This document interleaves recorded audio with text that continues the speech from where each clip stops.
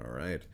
Yeah, thanks for sitting down to talk. I think I was first made aware of you online through the CEO skits Yeah. through College Humor, which I thought were fucking phenomenal, especially just your performance in general. And I was like, this guy is great. And then as time goes on, I see you're into tabletop, and I have to ask, are you into board gaming at all? Yes, I am into Okay. board gaming as well. Obviously, I'm very like I have a hermit. First of all, thank you very much for the kind words. It means a ton. Obviously, similarly, like very familiar with your work, and also in that way of discovering different pods of your work, of like initially seeing like viral videos and sketches and like just like comedy videos, and then being like, oh my god, this dude is like in everything I love as a voice actor as well. So very fun to discover those like mutual pods of stuff. But the I have played a lot of board game stuff. Obviously, I have a monk-like dedication to tabletop, like in just Yeah. terms of like raw hours logged. Sure. But I can really get down with a good cooperative. I really like the ultra hard co-op board games. Like I'm a sucker for Pandemic, your Arkham horrors, any of that stuff. Like we're probably gonna lose, but we're all gonna Yeah. do it together. That's Yeah. Yeah. that's a vibe I can really get down with in those like hyper intense. And I have a bunch of friends who have been trying to get me into Gloomhaven, which is Oh, Gloomhaven's great. It's great. Yeah. it seems like somehow it's removed a tremendous amount of like the role-playing focus of D&D, which you think would lighten the load, and then is like 8 times more complicated in terms of like mechanics and tiles and characters you can be and everything like that. It seems truly impressive. Are you familiar with how the battle system works in that game? No, but I've had friends tell me that I've got to give it a shot. I think you would really like it. Basically, boiling it down, it's you have a hand of cards, and they have an action on the top and the action on the bottom. And you play 2 cards, and you pick one card to use its top and one card to use its bottom action. And usually the bottom are more movement based, and the top are more attack based or whatever. But the thing is, as you play cards, you'll start to lose them, and as you get them back, you'll have less and less cards to work with. And once you're out of cards, you're done. So it's like your hand is almost like your HP or stamina, I guess, in a sense. Yes. And you're running. You're like going, okay, shit. I gotta sacrifice this card to get my hand back, but now I can't use that card anymore. Can I keep going through the dungeon with what limited cards I have left? Ooh, very fun. It's very, very good. I am itching to get back into it because I have not been able to play for about, strangely enough, over a year. Funny that, but I will say if you are interested in the game, there is it's called Jaws of the Lion. I hear it's a great introduction to the game where it's like its own sort of like mini campaign, and you play through it, and it basically teaches you how to play Gloomhaven, and by the end you're playing full Gloomhaven. So if you're interested, I would say that's a good place to start, because I hear it's also phenomenal as well.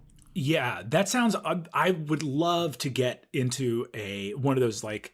Well, it's very very funny because obviously there's the focus for like a lot of tabletop stuff is that like role playing aspect, but it's very. I feel like I have occupied a space in those game circles for a long time, where you talk to different people and you realize how many people have a strong stance on like, look, I could give a shit about. Oh, by the way, am I allowed to curse? Am I allowed to use naughty language? Yes, absolutely, absolutely. Wonderful. Yeah. That people are. Some people have a hard stance on like, hey, I don't give a shit about rules.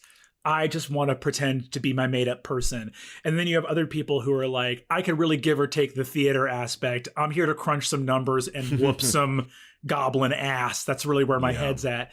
And it's very interesting because I am like 100% the like, why not both person? Like, I love to have, where it's like if I can have a real tearjerker of a character that really tugs on the old heartstrings, and then truly lay down some ridiculous mechanical move with that character, it's like, oh baby, we are walking and chewing gum at the same time. We're scratching these two itches that are both very fun for me.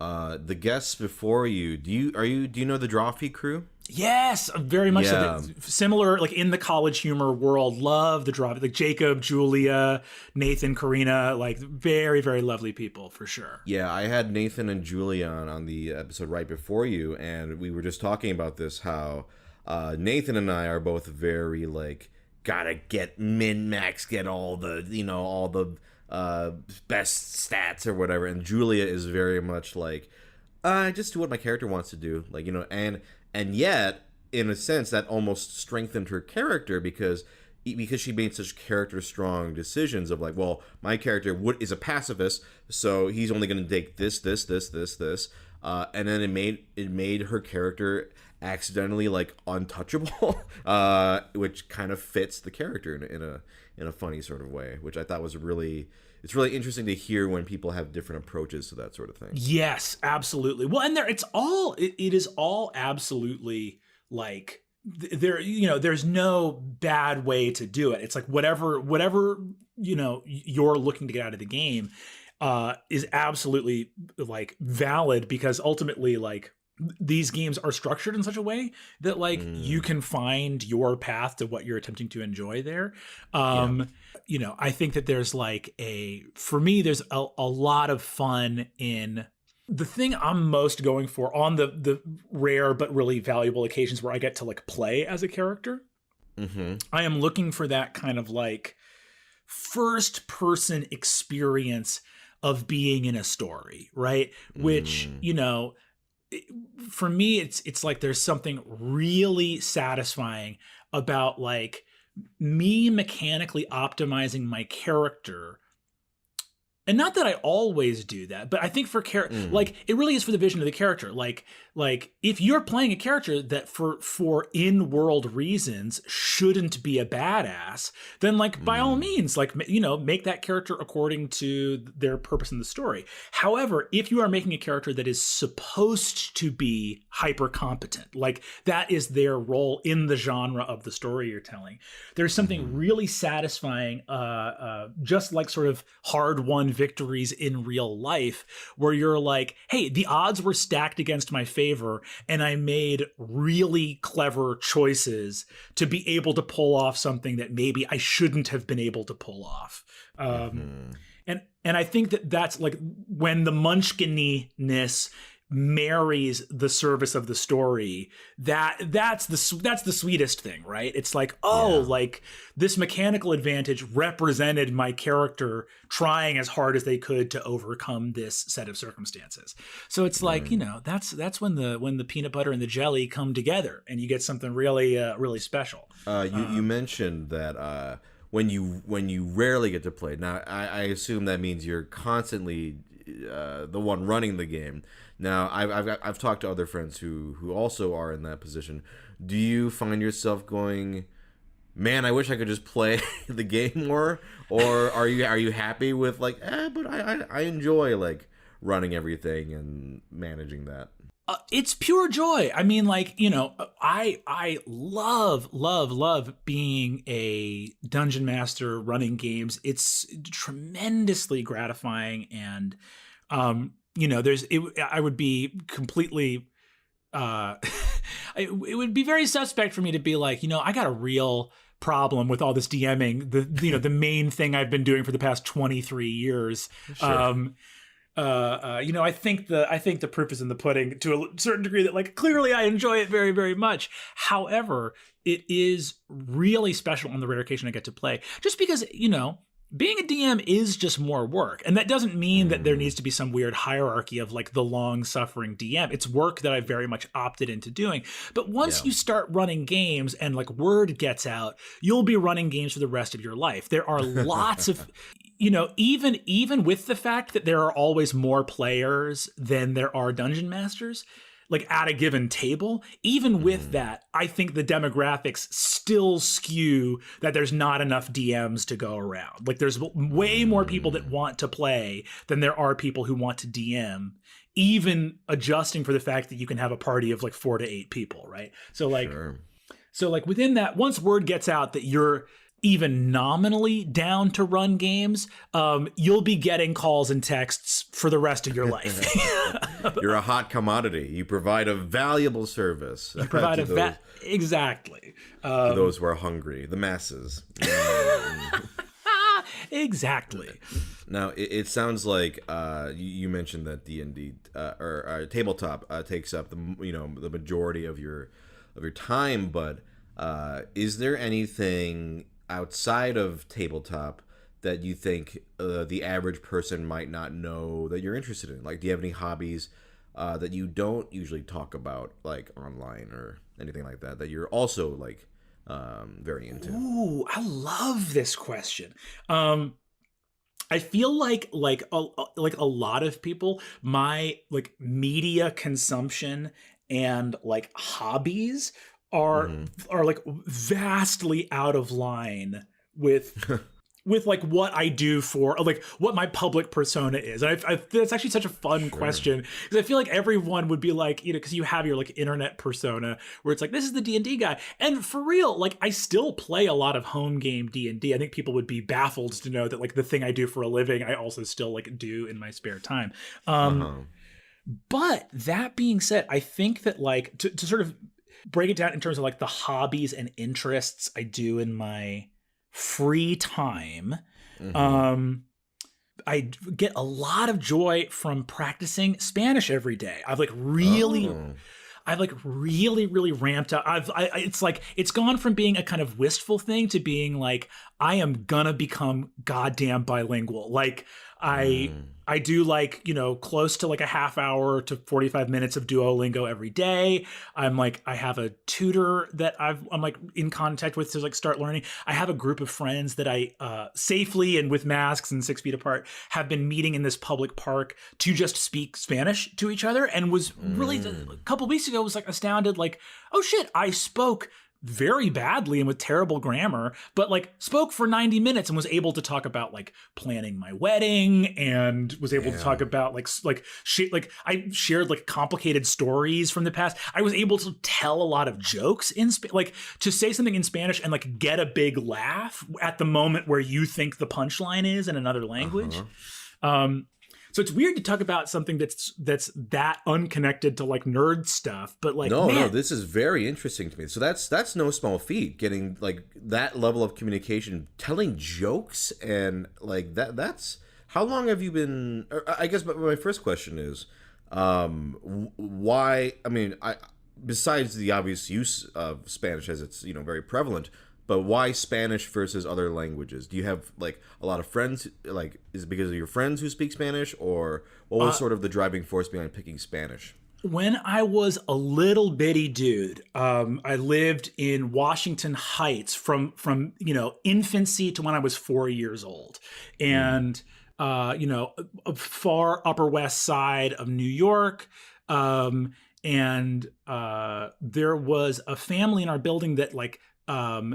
My dad was on the road all the time doing comedy stuff. My mom was working, and there was a family in the building that took care of a lot of the building's kids, that like provided like babysitting services for like basically most of the kids in the building. And there was wonderful married couple from Colombia, Carlos and Leticia. Like some of my earliest memories are being like in their apartment with a bunch of the other kids in the building, and like and like eating arepas, and like so when I was 4 years old, a 4-year-old is not very fluent in any language, but I had kind of mixed fluency in English and Spanish when I was little. And then we moved away from Washington Heights, and I didn't, have opportunities to continue to grow that. But it's been this thing where I studied Spanish for many years again when I was a teenager. I've like traveled to Costa Rica and had opportunities to like, stumble through use of Spanish there. And so it's this thing where I have deep roots in my brain from having soaked up the language as a little bitty dude. and that there is certain advantages if you get the basics of a language very, very young that have to do with just like having an ear for it and being able to like pronounce the words correctly, getting like basic pronunciation, like the skeleton of a language's grammar and pronunciation, right? And then I think also there's just huge utility. Like it's so widely spoken in the United States, and I think that if you there's different ways of calculating like how widely spread a language is, but I think there's something like the largest number of countries in the world have Spanish as like a primary language spoken. Like it covers a lot of the globe of like places you could go that speak Spanish, right? Yeah. So I just really, I really love it. And how long have you been actively practicing it or learning it?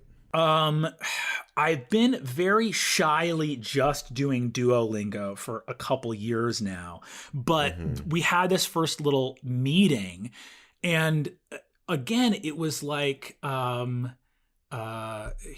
was like we had this meeting a couple weeks ago in the park. That was and it was, again, like it was 90 minutes of not having to resort to English to express myself. Like of like worst case scenario, just using like a garbled up, like, saying something the way no actual native Spanish speaker would say it, but communicating a meaning in another language. And also doing it over text. And there were just certain things where I was like, oh, I'm a little bit closer to like, if I had like multiple sessions a week of just speaking with an actual like, Spanish as a first language speaker, like I'm closer than I think. I could get there a little bit easier. And even in the past couple of weeks, and also like the past year or two, I've like spoken with Spanish speakers and been very like apologetic for bad Spanish, and had them actually be like, hey man, like, yeah, you're clearly not using the right grammar, but I'm understanding everything that you're saying. Like you're farther along than you think you are. I think a lot of people are just flattered that you're taking the time to, appreciate and learn their language. Like, I think, you're inspiring me a little, because I speak very bad Korean.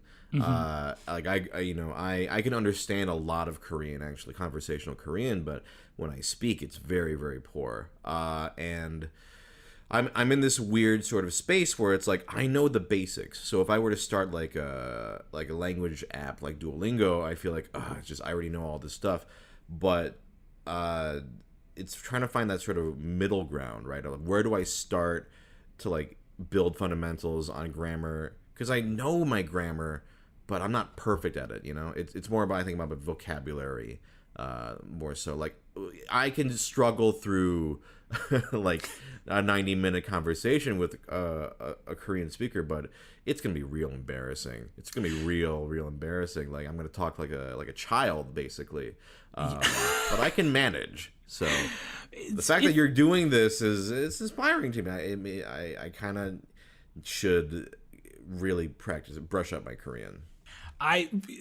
Dude, I'm right there with you in terms of like, well, because the thing is I think that people are very, very hard on themselves. Like anytime that I've spoken, especially in situations where I'm speaking to someone who doesn't speak English but does speak Spanish, like I think there is there is very much this archetype of like the ugly American, of like the American who's like, you guys should all be on my page, really. And of like, the entire world is just like a tourism amusement park for American tourists to kind of consume. And I think there is an appreciation if you like make that effort. But also I think, like you're saying, I have deep like embarrassed. Like if I had to actually speak publicly in Spanish, I would be sweating bullets. Sure. But like I also realize that on occasions where I've spoken to someone who is ESL themselves, like I'm only ever like impressed of like, damn, this is like language number 2 or 3 for you, like incredible.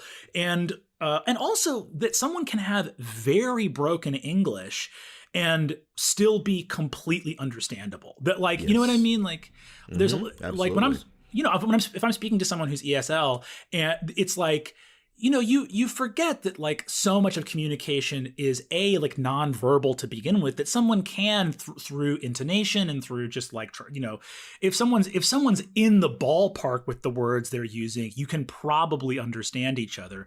And that's something that I'm very like grateful for and understanding of if someone is ESL. So it just, it's like, I think, it's with you with like learning Korean and being like, oh, I would have like a child's grammar. It's like, oh, but you know what? Like, that's like, I understand children.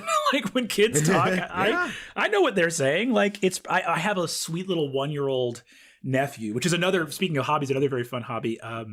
My wonderful fiance Izzy, her sister moved downstairs from us with her wonderful partner and their sweet little kid, who's our nephew. And this kid doesn't even have words locked down yet, and is already communicating complex ideas. Like my fiance is Izzy, I'm Brennan. To him, that is E is Izzy, just a long E noise. And I'm Nenin, and the more excited he is, the more nens get added on. So if he sees me, it's nen, right? And like but like he knows that those are names. He understands that like that's what we're called. Yeah. And if a truck drives by outside, his head snaps up and he goes boom boom boom boom boom boom boom and like makes an engine noise. And it's really fun for a kid that I don't think he's locked down a single word yet. And he is communicating like full complex ideas and sentences, right? Mm-hmm. Language is like a beautiful thing. And it's very, if you're making a good faith effort to understand somebody, I feel like, the nervousness around like, oh my God, do I have the subjunctive, tense? Do I have the conjugation right? Is like people will cut you some slack. Yeah, especially if they like know, they can tell you're not a native speaker, right? Mm-hmm. I guess the goal is to one day get to the point where they just go, holy shit, like your Spanish is perfect, like which like I don't know if you ever see what's his name? There's a guy on Twitter who speaks like perfect Japanese. I don't know if you're familiar with this guy. Let me see if I can find his name. But I think that was the sort of like benchmark for him of like, they get shocked at how good. Dogen. I don't know if you've ever seen this guy, but no, I don't think I have. He's very funny. He'll do like little kind of like bite-sized skit videos, and it's all in Japanese. But his Japanese is like perfect. Like wow. And apparently he has gotten like, comments from Japanese people being like, wow, like you have nailed like I believe he's a Japanese teacher, but yeah, he has nailed it to the point where it's like perfect. I guess that's the goal, right? Is to get close to that, or to get to the point where you're like, I am comfortable and not nervous about it anymore. Yeah. I think that is the goal. And for me, it's funny because I feel like I have the reverse of the situation you're describing, where my vocabulary is way better than my ears right now. Okay. Because I just haven't had the opportunity to actually be in conversation with, because what I've been doing is so much studying, which is very, and I think also just the way my memory works is like, I can rely on a pretty good memory to stumble through and find some way of expressing what I'm trying to express. But then people kick off into speaking the language, and I go like, ooh, and especially because like there are multiple, just like if someone's speaking English fast or any language fast, words blur, like you drop consonants here and there. And there are a lot of things that are totally homophones, but could be two different words. It's like, okay, that person's either saying this longer word or they're saying two words that sound like that put together. And you have to like stumble, and in your head, you're trying to stumble your way through that. So like, like someone being able to speak a language perfectly to the point where like native speakers are like, and that's the thing too, is when you meet people who are ESL, and not only are they speaking flawless English, but they but they can like do the because there's also like accent work involved, right? Sure. It's, you know, like which is a bizarre thing unto itself, because like even within different, like how many countries are primary English language that have wildly different ways of pronouncing you know, the same words, and even like are kind of have like dialectical differences between them. Yeah, it's a very, you know, I was just talking with a friend who is a native Spanish speaker, or first language Spanish speaker, and was saying like it's so funny because there are a lot of instances in which slowing down your speech for someone who is speaking your language as a second language, there's like certain instances where that can be rude, and it's like acknowledging like, hey, this person might not necessarily want you to just like speak slower and louder. However, my experience of speaking with actual Spanish speakers has always been immediately like saying in Spanish, like, hi, could you please slow down and like enunciate your words a little bit louder, because I can't understand you. Sure. Which is very, very interesting to like encounter that first person. Yeah. I love hearing you mentioned, oh, it's not nerdy. I don't care if it's not nerdy. I love hearing about people's different sort of like passions and like stuff especially that may not necessarily like come into regular conversation or fall out of the sort of quote unquote norm of what people are expecting of you. Now, is there any other like things like that, like any other hobbies that you people usually know about you? Dang, and I'm trying to think. Yeah, this is so fun to talk about the non D&D stuff. There's definitely like other nerdy spheres of stuff, like love of different, I think things are probably nerdy, like studying wildlife zoology and biology, and watching a series on like behavioral science and neurology, psychology, and animal behavior. This guy Robert Sapolsky has a great series of lectures I've been watching recently. I've also Lou Wilson, who's a cast member of Dimension 20, and I have been, you know, throughout all of pandemic, have work out many times a week, which is very fun. So like that's another thing of like, oh, not you wouldn't necessarily associate that with D&D, but like studying some loose fitness stuff. And I just started doing Brazilian jiu-jitsu. Wow. with Izzy's sister's partner, who lives downstairs from us, this wonderful guy Peter, and it's been really fun. And I'm a gentleman of I'm in my mid 30s. I'm 33 years old, and doing weightlifting is great, but I went and did we've done 2 sessions of jujitsu, and the second time he was like, hey, you actually like want to roll around and sort of like just, you know, very lightly, like some, like not even fully sparring, just truly like rolling around on the ground. And every part of my body was screaming, like, it's like, and I immediately was like, oh God, I need to be doing this, because there's that moment where like, I would say easy for the past 10 years, I have not asked anything of my body that was improvisational, like anything, like truly, like there was a moment of just like, you know, like I remember Izzy was doing like a Pilates thing the other day, and I was like, oh, that might be fun, I'll jump in with you. And there was just one thing of opening your legs, of like having your knee move at like your hip flexor, of like, I'm lying on my side and all I'm being asked to do is just move my upper knee from being in the fetal position to just kind of pointing towards the ceiling, like a little 90-degree open your knees up. It was like I'd been hit by a car. It was like I'd been shot with a gun. I did like 10 of those, and it was like, oh, buddy, you gotta, you know, like professional D&D and spending a year inside your apartment is... You become like a rusty skeleton at this point. Yeah, it's just very funny. It's but yeah, so I've started getting very into that, and there's immediately a lot of I don't know. As someone who has a lot of things that I do that are things I've been doing for, like when I run a game of D&D, I've spent 23 years doing that.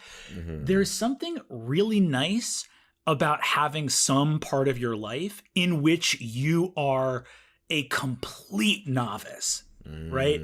Yeah. I think it's good for the soul. I think humility is good for the soul. I think it's good to have something that's in your repertoire, that is in your routine, where you're like, oh, let's go do the thing I'm bad at right now. Let's remember that, like, like it's important to have a thing where you're like, okay, I'm gonna go and have my future brother-in-law kind of kick my ass for 90 minutes, and let's go do this. That feels very positive. Yeah. And also more things to just get better at, right? To improve on, and there's always satisfaction in that, and exercise is good in general. So yeah, that does. Maybe I should take a Brazilian jiu-jitsu. What's that? Is it Brazilian jiu-jitsu? Yes, is that Brazilian jiu-jitsu. Yes, absolutely. And is that primarily like I don't know much about jiu-jitsu in general. Is it grappling? What is it? What is the main form of So and I'm actually gonna make sure that I'm getting this right as well. So yeah, jiu-jitsu originated obviously in Japan, and then there this big family called the Gracies, or like a sort of the royalty of like a Brazilian jiu-jitsu, which is sort of a modification or expansion on the original jiu-jitsu practices. It's all grappling based, right? Okay. And I don't think it is as dominant as it once was, but there was a period of years within mixed martial arts where this family called the Gracies, that were a Brazilian jiu-jitsu family, came in and just annihilated. And there was a period of years where basically mixed martial arts, like punching and kicking, had become kind of like irrelevant within it, because this grappling system had come in. I might be overstating it, and I'm sure that I am very much. I'm sure the MMA fans are gonna be like, "How he doesn't know what he's talking about." I do get the sense, because when I watch like some MMA fights, there does appear to be a lot of grappling, like not just like punching and kicking, but like locks and that sort of thing. Yeah. And there's a very real thing of like, you know, I have been very fortunate to have been in very few physical altercations in my actual life, but I have witnessed plenty. I bartended for many years in places that fights breaking out was a more normal thing. And anyone who's lived in New York for any amount of time has seen people throw down.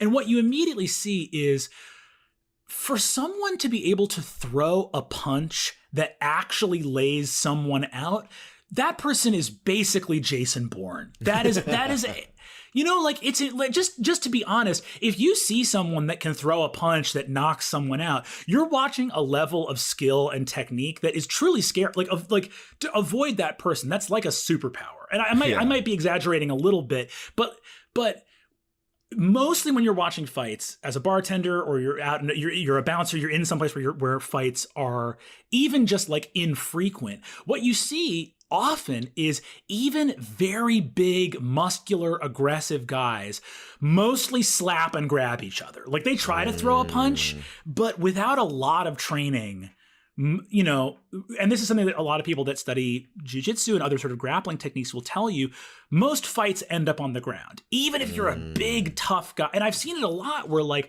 especially with the kind of big, aggressive, you know, for lack of a better word, meathead kind of dudes that do want to, that think they're great at fighting without any training or technique.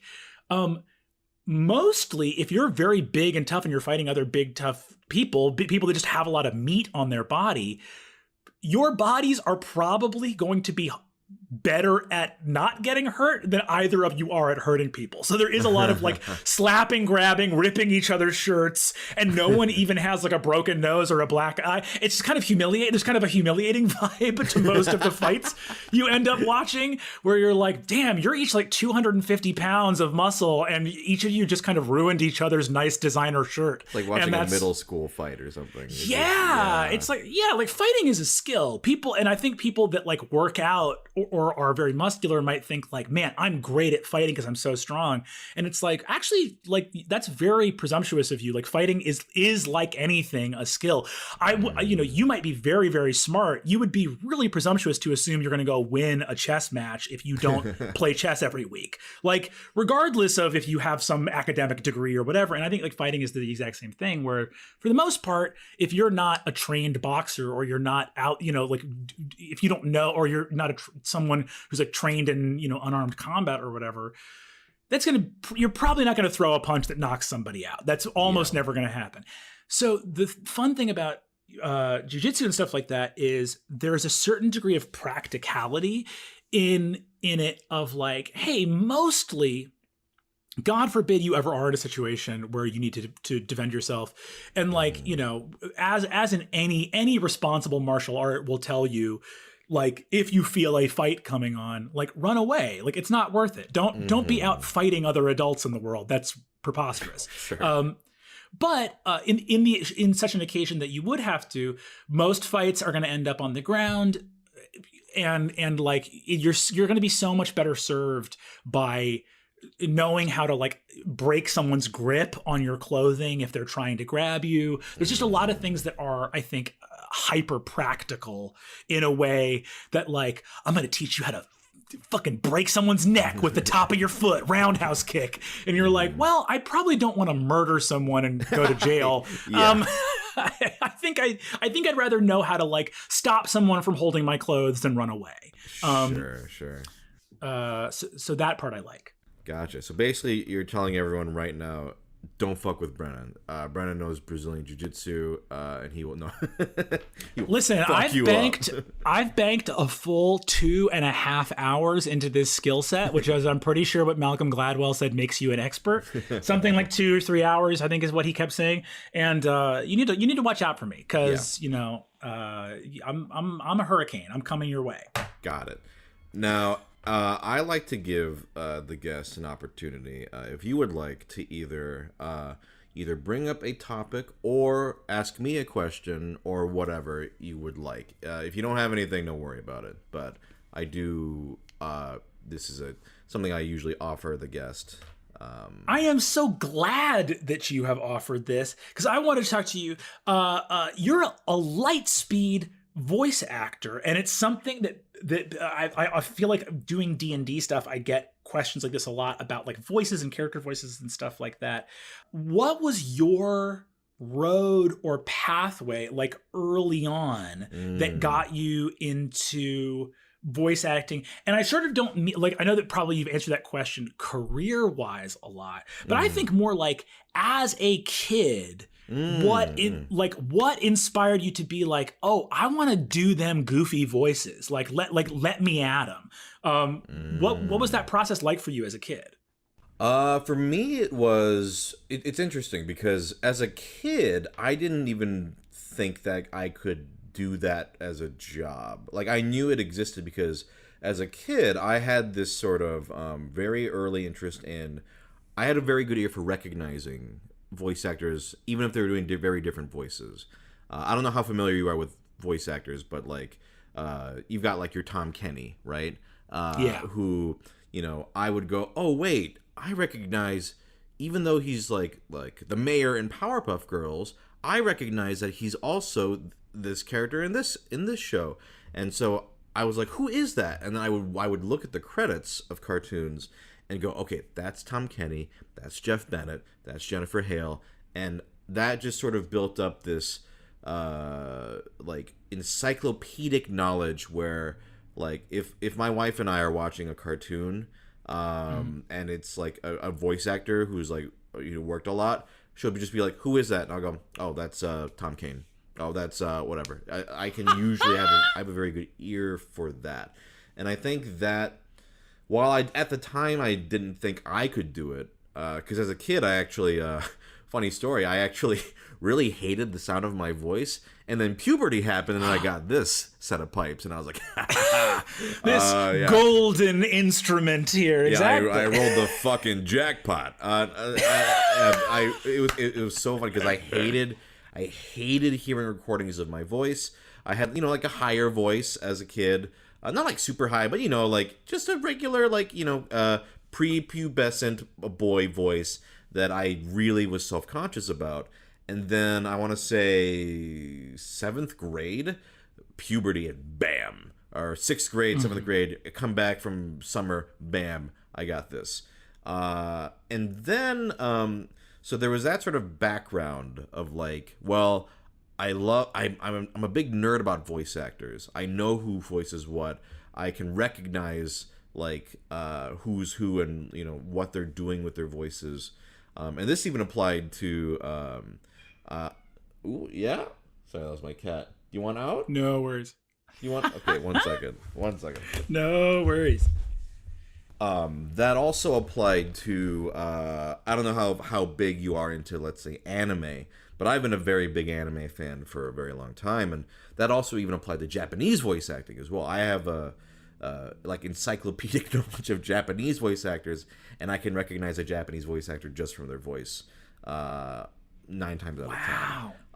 Wow. So that's always been something that was part of my interest in brain and system.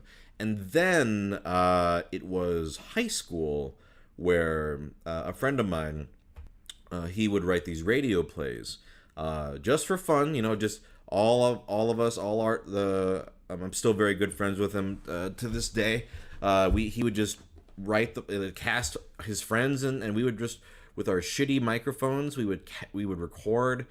And it was through that I really fell in love with acting. Like I remember very vividly I was cast as a Russian boxer in a comedic like radio play he did. So doing this kind of voice, very gravelly. And I remember being very like, it went beyond, I'm doing like a voice, and I got really into it. I've described this many times on the podcast, but like some of my favorite moments in voiceover is when I kind of lose, as tacky as it sounds, I lose myself in the performance, and I'm not focusing so much on making sure like, does the director like it? Just getting in the scene, getting into the scene, getting really into the moment. And that's when I have the most fun, when I feel fully immersed. And I genuinely felt that, and that in, doing some of those things. And that made me go, okay, I know voice actors. I know that's a profession. I get it now. Like, I love acting. I had kind of had a knack for doing voices, quote unquote, like even before that, but it was the sort of combination of both, because I think a lot of people don't realize that acting is, having acting. You have to act. You have to be able to act. It's so much more than just doing voices. And so it was the combination of both where I was like, okay, I really want to do this for a living. That, and just simply like voice acting in video games was getting better at the time, and and I would often like either when playing video games, if it didn't have voice acting, I would just do it out loud, or just watch like as a kid, like I loved like, I don't know, do you play a lot of video games? I need to play more. I sadly am like, I got my little bag of polyhedral dice and I kind of wandered down that road very hard. So, but I used to back in the day. I haven't been in the past couple of years. So I've fallen off the video game wagon. Gotcha. Sad to say. Back then for me, it was like there was stuff like Borderlands 2 was a big game that had phenomenal voice performances, and I was really inspired by, or like your Persona games or whatever, and or like fighting games like were getting better voice acting, like Soul Calibur, and it's been kind of like a surreal. I've been very fortunate enough to be able like 4 installments later, I get to be in like a Soul Calibur 6 after when I grew up on like Soul Calibur 3, or like I'm in Borderlands 3 after being so inspired by Borderlands 2. And so it was really that. It was, this sort of interest in voiceover as a kid, and I would I would always watch behind the scenes stuff, and had an encyclopedic knowledge of who was who and whatever, and then falling in love with acting, combining both, and then finding out, oh, there's a lot of people like me online who are also wanting this exact same thing. And I think a lot of us have very similar stories, where I think a lot of voice actors my age, who are in like a lot of us started online, like putting like recording just stuff together online, just making shit, and that eventually led to over time, and building up your experience and getting eventually to getting cast into professional work. But yeah, I guess that is sort of the long story of how my interest in it kindled, I guess. Well, that's so fat. First of all, I feel like I vibe with that so much. You're talking about like it is wild as you work in these fields, like the amount of people who, because there are so many franchises in modern media that are so long lived, there's this. I remember someone told me a mind blowing thing. I had a friend that's a comics writer who basically was like, 100% of mainstream superhero comics are now fan fiction because none of the writers weren't exposed to those characters as children. Yeah. So it's like, oh man, to like be in Soul Calibur, or to like be writing Batman comics, or to write Superman comics, like what does that mean? Growing up with that as a monolith within the culture you grew up with as a kid. And I love talking about layering these different parts on to everything, right? Of like, oh, well, the first thing was my love of the cartoons, which led to being interested in that world. And then I later found my voice. And then within the voices found acting, right? And I think that for me, I vibe with that so much, where, my entire career as like a sketch comedian or an improviser or whatever was predicated on skills I learned just to be a better DM as a child, right?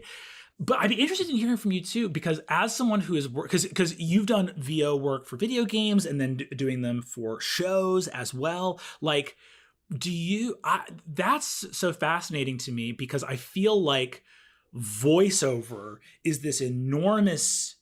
It's such an umbrella. It's basically just like, I'm using my voice to supplement some piece of animation somewhere. How much does that gig change from a like video game where you have to do like 1,000 different grunts to like some kind of like half-hour animated show where you might have only a couple lines that nevertheless have to communicate this entire character? Yeah, it's interest. It's a lot of different sort of experiences across the board, where I have played like a protagonist in a game, which involves extensive reactions, right? You need every single jump, kick, gunshot wound, every possible, they call it like the battle grid, right? Where, all right, you got shot, do 3 takes, bam, bam, bam. All right, now you're gonna jump, do 3 takes, bam, bam, bam. And then on top of that, having to do all the dialogue and getting fully. So I would say that is kind of like on par with like if you get cast in a main role for like a season of a show, right? Because then you get full exposure to like your whole arc of your character throughout this main story. Obviously, video games are they're more demanding physically, because there's going to be, depending on the type of game, a lot of combat, and so a lot of like death reacts or fighting reacts and that sort of thing. But in terms of the experience as an actor, I would compare it to like like if you are in every episode of a season of a show and getting a full arc for that character. And then sometimes I will come in and you are a one shot, you're like for that episode, which that's an interesting thing of like, sometimes you don't even know what they want before you come in, because either the description is so vague. So there is actually, you have to be there is a lot of improv sometimes involved, of like, okay, they come in and tell you on the spot, we're looking for this kind of thing. Or they might even be like, hey, that thing that was in the script or in the sides, it's this now. Can you do this? And having to go, okay, what's the voice they're looking for? And then just sort of cementing yourself, even if it's for 5 lines, even if it's like just throw yourself into the scene as quickly as possible, without any like extensive like backstory or prep, and just making it feel like this character is fully realized. It's an interesting challenge. Sometimes I'll also come in for like maybe like usually for both animation and games, but let's say games more often, where it's like you're voicing 5 different minor characters, and so you find yourself like hopping from, okay, you're a soldier, all right, 3 lines and you get killed. Okay, now you're like a nobleman. Okay, now you got to change it up. What's his vibe? What's his motivation? Cool. So I'd say the biggest difference is just in those situations, you definitely feel like you're more on the fly of like, okay, just gotta grab it, cement myself, and go. Whereas with something that's longer, like a game or a full season, you get that kind of, it's like eventually you're putting on like very comfy slippers, right? It's like, okay, I know I've done like, 12 sessions. I know I don't have to listen to the reference tape anymore. I can just come in. I know what this character is about. And then it's kind of fun because sometimes you'll get a line and either you know exactly how the character would read it even before the director tells you, because you're just that familiar with the character. And then sometimes you might even be like, hey, like, what about this? Like, because the character, I think, kind of thinks this way. Like, what do you think about this take? Never like to take over, be like, I know what the character should say. But after a certain point with, voicing a character for so long, you do get kind of a sense of like how the character thinks and how the character normally talks and what feels sort of out of character. And so that can be kind of fun too, of a sort of a collaborative, like, oh, like me and the director are both so familiar with this character. There can be a little bit like, how about I try like something like this or a little bit like that. So that's where the difference is, where if you get more time with it. Like I always treasure getting the more time with a character I can get, the more not fun, but the more sort of value you can get out of it as you go on with it, I guess. Yeah, that makes 1,000,000% sense to me. And I think there's a like you're saying, I think that amongst performers, there's almost like, if someone comes in to a character or role that's like 5 lines or less, and they like nail it, you know what I mean? That's almost more, it's hard to think of things that are like more impressive than that, where you go look at like famous literary characters or whatever, or famous like film or TV characters, and you're like, damn, look what that person did with 12 lines in the whole season of that show, and they're such a memorable character. But like you're saying too, I think there's a big moment that I think is really important for people to reach when they're doing that kind of creative work, especially as an actor, and especially when you're coming, like I've been very, like the CEO videos, like I have either like co-written with people, or like the vast bulk of them I've written myself. But then you're either co-writing them with someone, and so you feel like you have that authority on stage to riff or improvise. When you're going in as a hired gun and it's fully someone else's project, someone else is producing it, someone else is directing, someone else wrote it.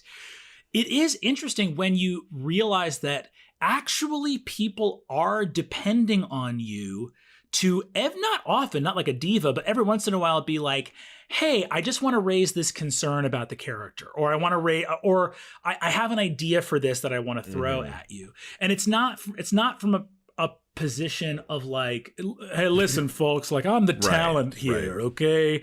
I know what's going on. But I remember being in projects, for like longer dropout shows, and you realize like, yes, the producer and the director and all these people are in charge of everything else, and ultimately it's their call.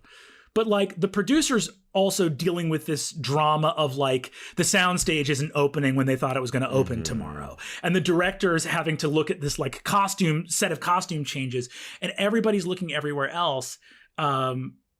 You might be the only person who's got eyes on this specific thing you noticed about the character, and you're actually being paid to be the person to bring that up and say, hey, like in an earlier scene, my character's doing this. Do you think this would affect this other way? I remember doing a commercial shoot back when I was like doing comedy in New York. And there was this very funny moment where it's like this giant car commercial. It's like they have a huge rig and all these lights, and the director's talking to the clients and stuff like that. And I remember being a very nervous young performer, and at a certain point the director just wasn't being bothered by anybody else, and I was like, hey, am I, and like basically just being like, you know, a 23-year-old being like, am I good? Do you like me? Am I am I funny?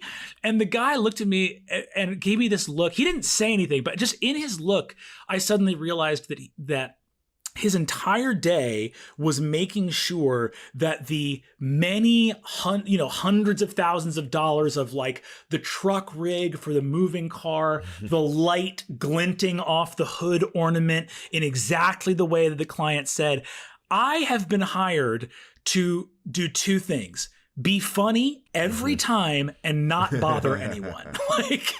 Like no one gives a shit about your improv, man. Like you are not the variable here. You're the constant. Be funny every time we roll camera so that we can get the lighting on this hood ornament exactly right.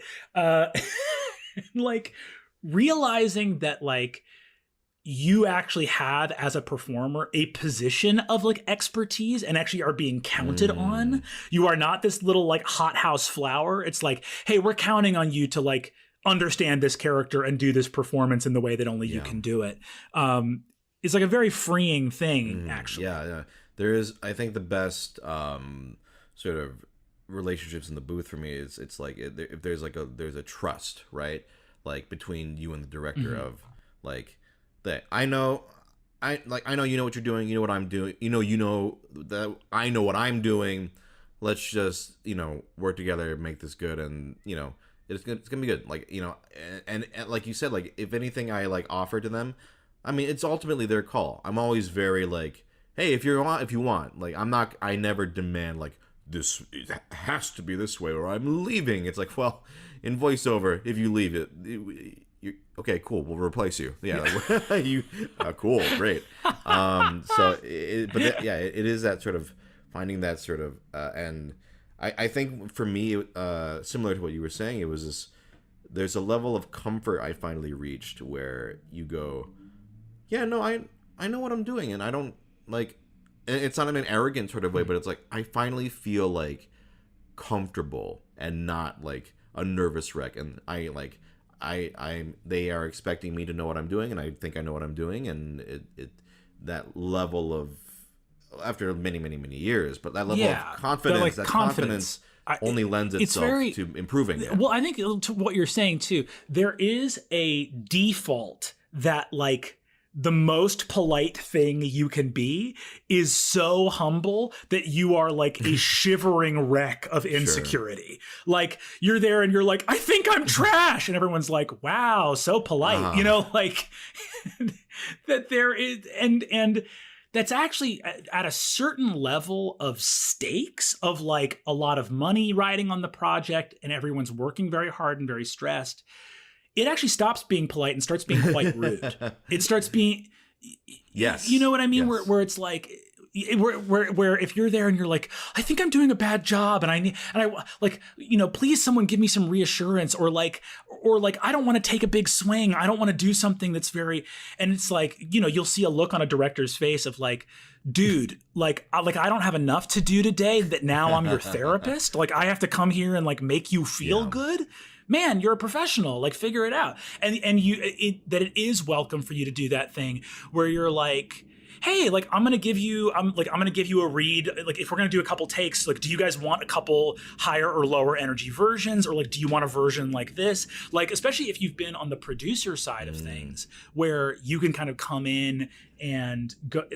You've made content before, so you know, like, hey, like I'm happy to give you guys, like if we think that there's two interesting ways of doing this, I'm down to like record both, and then when you guys get in the room, you make the final call about which one you want to use. Like I think that level of confidence in yourself and professionalism of like, hey, I know what it is I'm here to create for you guys. Like I'm here to give you the raw material to work with when you're actually building this project later, is often like so welcome. Yes, I 100% agree. Like I have a pretty kind kind of a low key sort of vibe, I guess. Like I'm not super high energy as a default, and so I think that actually lends itself well when I come in, because I think this is easier said than done. But like, even I mean, there will be times where like the project will be so, I don't know, like maybe quote unquote high stakes or something.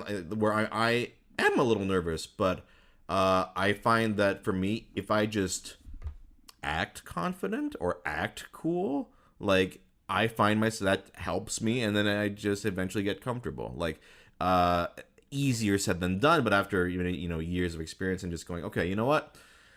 Even if this is scary or if this is a new thing, you can do this. Like, just you're no one wants you to fail, and you just believe in yourself, I guess, and is the cheesy way to go about it. And then it just sort of lends itself to making you feel that way, basically the fake it till you make it. But like in that moment of like, no, I can do this, and then you find yourself just being able to do it.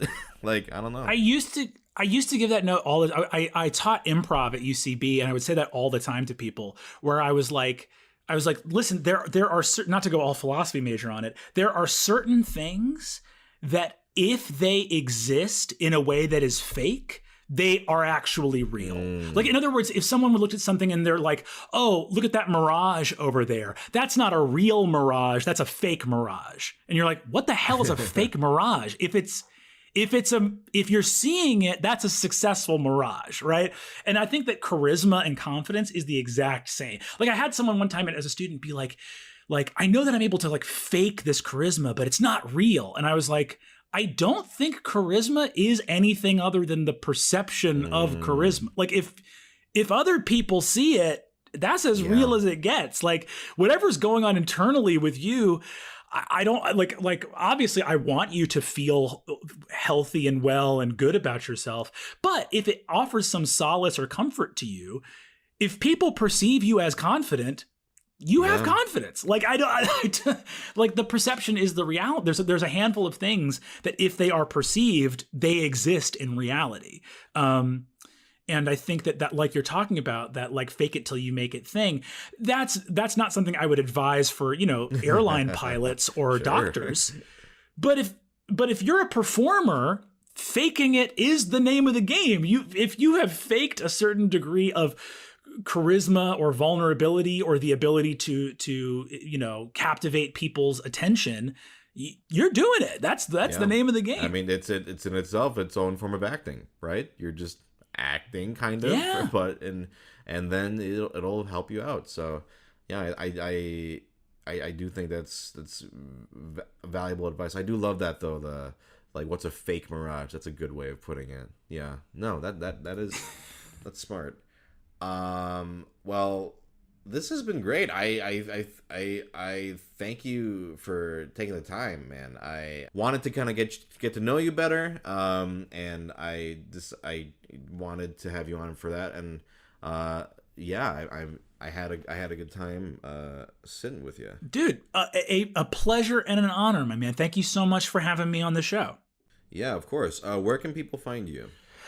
You can find me on Twitter at BrennanLM. That's BrennanLM. You can find me on Instagram, my full name, at Brennan Lee Mulligan. And I am the Dungeon Master for Dimension 20, which you can find at YouTube, youtube.com/Dimension20 show.